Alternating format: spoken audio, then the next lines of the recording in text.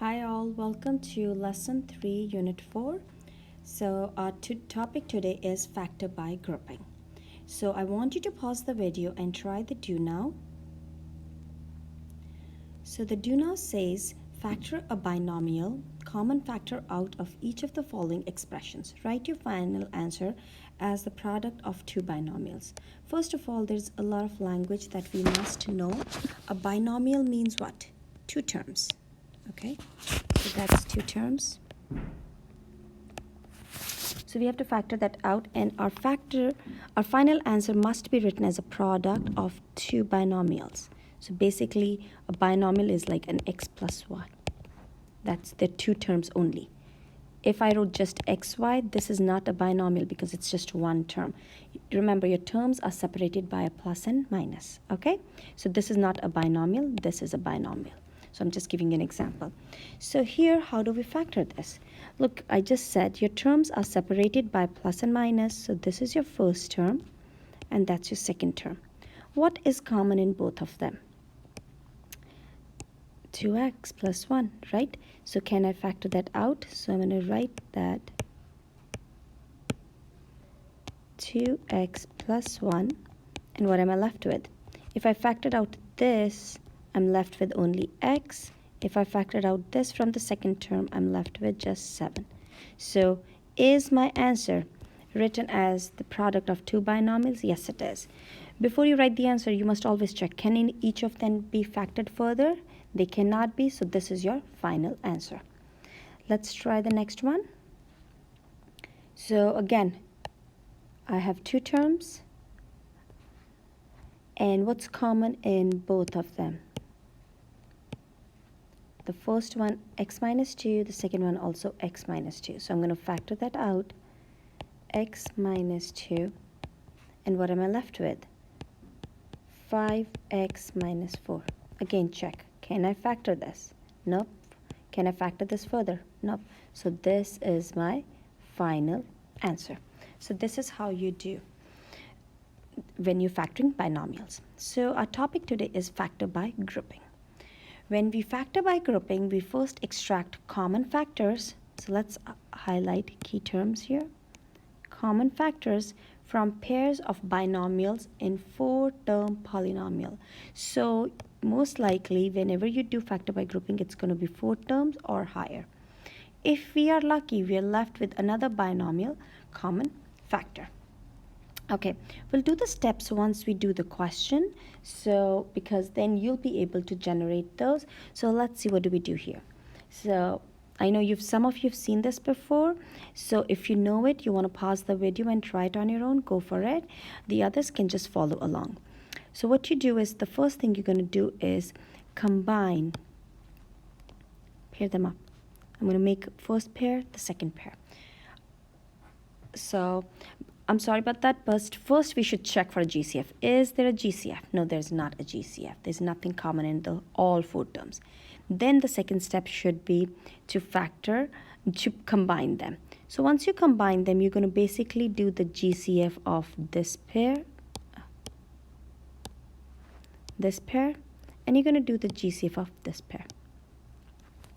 So that's what you're doing when factoring by grouping. So what's common in my first pair? In my first pair, I have x squared common, right? I can factor out, that's my GCF. And what am I left with? X plus 3.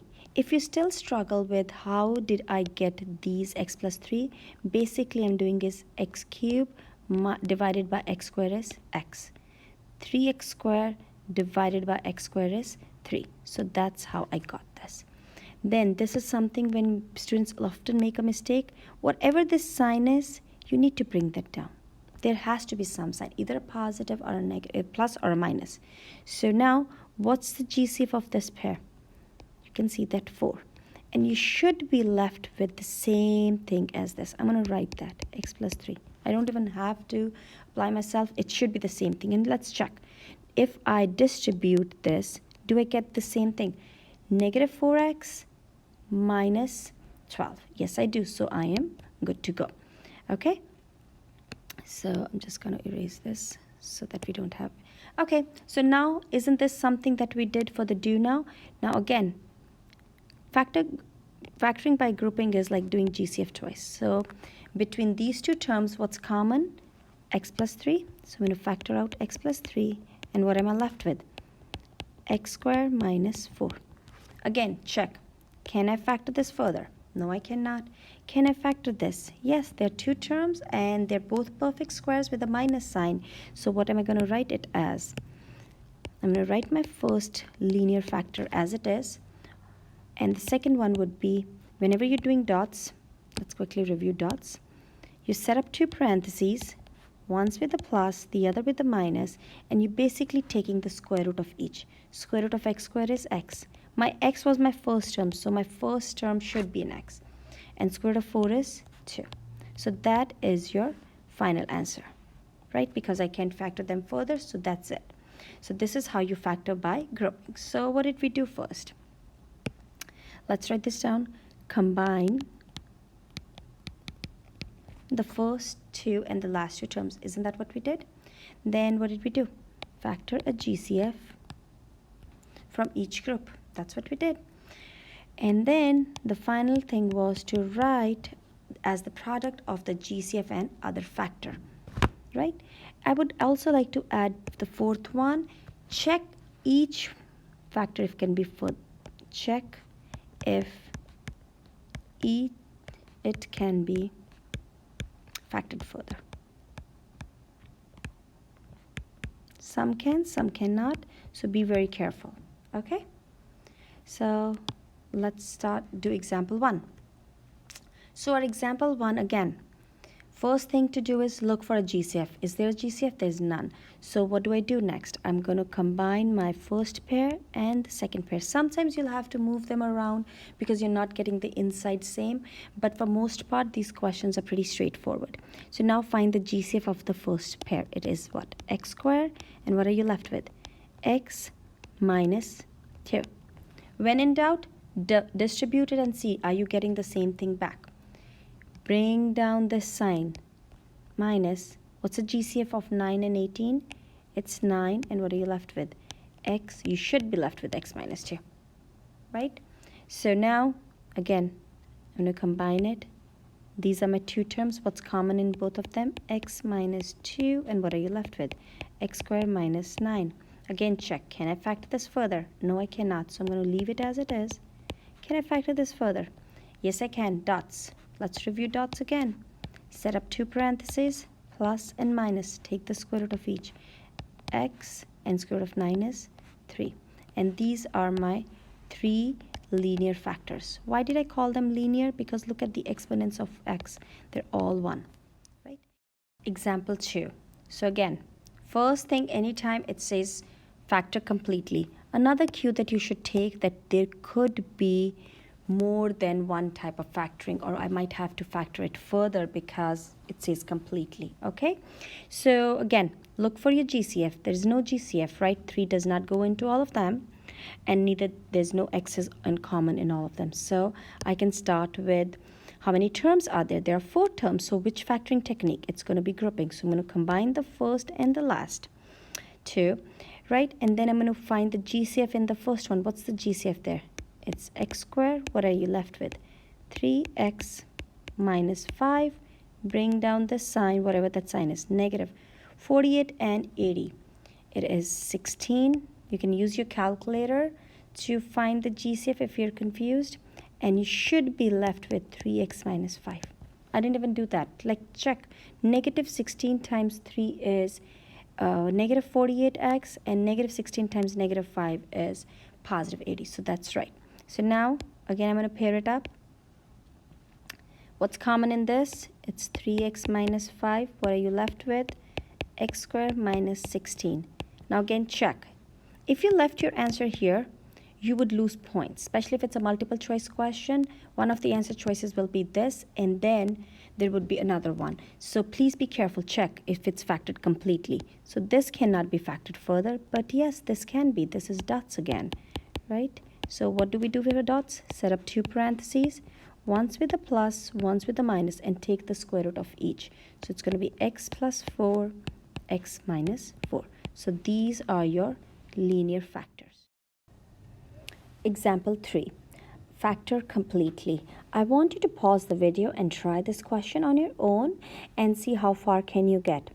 Again, the same thing. We start with the GCF. Is there a GCF? There is no GCF. There's nothing common in all my 4 terms, okay? So now what do? I'm going to count my terms. There are 4 terms, so we factor by grouping. So I'm going to pair up the first 2, and I'm going to pair up the last 2. What is the GCF of the first pair? It's x squared. So I'm left with x minus 6. Bring down the same sign, minus. What's the GCF of 25 and 150? It is 25, and you should be left with x minus 6, right? So again, I'm going to pair it again. And x minus 6 is common in both of them. That's the binomial that I factored out. And now what are you left with? X squared minus 25. Again, it said completely. Must check. Can I factor this further? The first one I cannot, but the second one I can. So it'll be what? Dots. What do we do for dots? Set up 2 parentheses, plus and minus. Take the square root of each. Square root of x squared is x. Square root of 25 is 5. And that is my final answer, written as a product of 3 linear factors. Do you agree? There are 3 linear factors. Okay, example 4. What is the completely factored form of? Now you see there are more terms, right? So anytime you have 4 or more terms, you just factor by grouping. Don't combine anything, leave them as they are. So let's see. First, if a question of more than 4 terms is given to you, most likely it would be already set in order. You don't have to move the terms around. So I'm going to pair them up. I'm going to pair the first 2, the third and the fourth, and the fifth and the sixth.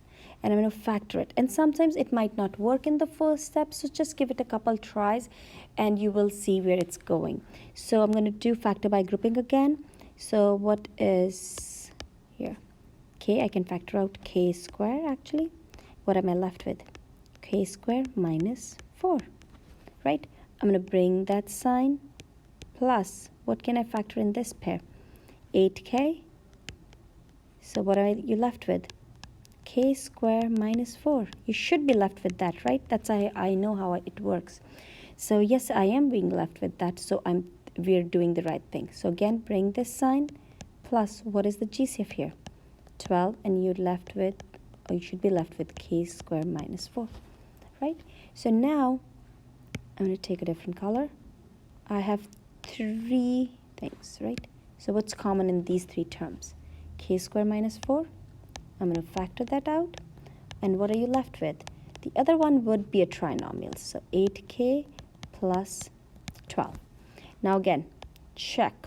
Can I factor this further? Yes, that's dots. I'm going to set it as a plus and a minus. Take the square root of k. K squared is k, and square root of 4 is 2. Now the next one, this, it's a trinomial, and again your leading coefficient is what? 1. So we're going to do the AM method. What adds to 8 and multiplies to 12, which is 6 and 2. So k plus 6 and k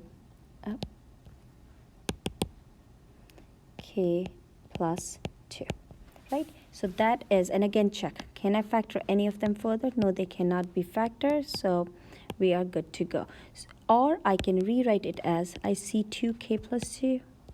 I can write it as k plus 2 square, k minus 2, and k plus 6. This or this, they both will be correct answers. So you don't have to worry about if I left it in this form. But if you left it up here, right, it's not completely factored, you will not get full credit. And especially if it's a multiple choice question, you will not get full credit because this is not completely factored, okay? It'll be a wrong question, so you lose all the points. Okay, so again, I want you to pause the video and try this example. So it says completely factored. Again, I'm going to pair them up. It's more than 4 terms. I checked for my GCF, there's none, so I'm going to pair it up. Sometimes you can even try to pair up threes. It depends. Like each question will depend differently. So it's just like playing it around. So I always start with 2 if it works. If it does not work, then I will go to 3. So I'll always try to pair up its 2's. So now what's common in the first pair? A square. What are you left with? A square minus 9. Bring down the sign plus 2a. And then you're left with a square. You should be left with a square minus 9, right? Bring down the sign 3 and you're left with a square minus 9. So now I'm gonna what's common in these 3 terms? It is a square minus 9, and what are you left with? A square plus 2a minus 3. Now again, check. Can I factor this? Yes, I can. What would this factor to? This is dots, 2 terms, perfect squares with a negative sign. So 1 with plus, 1 with minus. Square root of a square is just a. Square root of 9 is 3. The other one would be what? The AM method. Give me 2 numbers that add to 2 and multiply to negative 3, which would be what? A plus 3, a minus 1. Now look here. This is actually your final answer. You wrote it as a product of 4 linear factors, but I can actually they're 3, so I can, since they're same, can I write it 2 of the same quantity, a plus 3 square, a minus 1. So basically I would say there are 3 factors, not 4, right? Because this one 3 is repeating. Okay, so this is a little challenging, I would say, at first, but again, I always say make sense of structure. How many terms are there? Again, terms are separated by plus and minus. So there are 3 terms, 1, 2, and 3. Do you agree? Now, I agree you've not seen something like this. This is the first time you're seeing it, and this is a special technique or method called U substitution. What I'm going to do is I'm going to take this crazy binomial, and I'm going to say, make it look like more easier question to me. I'm going to say let u equals whatever is inside the binomial in the parentheses, 3x squared minus x. So now wherever I see 3x squared minus x, I'm going to substitute it with u. That's why it's called u substitution. So that would be what? U squared minus 6u plus 8. Right? This is so much doable than what you saw up there. You don't have to distribute them. You don't have to do anything. You'd use this, do this question by u sub. So now give me 2 numbers. This is what? 3 terms. There's no GCF. Give me 2 numbers that add to negative 6 and multiply to 8, which would be what? It's going to be u. My bad. We're doing u sub. You use the variable that's in the question, u minus 4 and u minus 2, right? Why did I did u substitution is so that my question looks easier. This is so much easier to factor over this, right? This confused many of you, I'm sure. So that's why we do u sub, so we can factor it easily. Once you're done factoring, you must substitute this back. So you're going to substitute back my u. What would I write in place of u now? 3x squared minus x minus 4. And then 3x squared minus x minus 2. Now again, you want to check, can I factor these further? This would be the what? AC method, because your leading coefficient is not 1. Yes, I can. I'm going to do just one at a time. So I'm going to split my middle term into my 2 factors. So give me 2 numbers that multiply to negative 12 and add to negative 1. So they would be what? Negative 4 and positive 3. So I'm going to rewrite my first term as it is. I'm going to split my middle term into the 2 factors. So it's negative 4x plus 3x minus 4, right? They do multiply to negative 12 and they do add to negative 1. So now, again, it's factored by grouping, right? What's common in these 2? It is what? X, and I'm left with 3x minus 4 bring down the same sign, plus. If you don't see anything, it's going to be 1. You can choose to not write the 1, but I highly recommend writing it because otherwise we forget. And you should be left with 3x minus 4. Now again, we're doing the GCF twice, right? So what is common in both of them? It is 3x minus 4, and you're left with what? X plus 1. So that's how you factored it. Yes, it was a long process, but that's how you do these questions. Again, I'm going to see, can I factor this further? Yes, I can. Give me two numbers that multiply to -6 and add to -1. So that would be -3 and +2, right? So I'm going to do is, I'm going to put this in parentheses too, so it's easier. 3x squared, I'm going to split my middle term into my two factors. -3x positive 2x minus 2. Now I'm going to pair them up. And I'm going to do factor by grouping. So what's common in both of them? It is 3x, and I'm left with what? X minus 1. Bring down the sign, plus 2 times x minus 1. Now again, what's common in this? The binomial x minus 1 and 3x plus 2. So now look at your answer. I'm going to rewrite it actually because it looks pretty messy here. So 3x minus 4, I can't factor any of them further, plus 1, x minus 1, and 3x plus 2. So I wrote it as a product of, look, this is multiplication between the 4, as a product of 4 linear factors because that's what it asked me, 4 linear factors. So if you left it up here, these weren't 4 linear factors, they were quadratic, right? They were 2 quadratic factors. So this is your final answer. So for the remaining of the lesson, finish the homework, the closure, and good luck. Reach out to your teachers if you have any questions.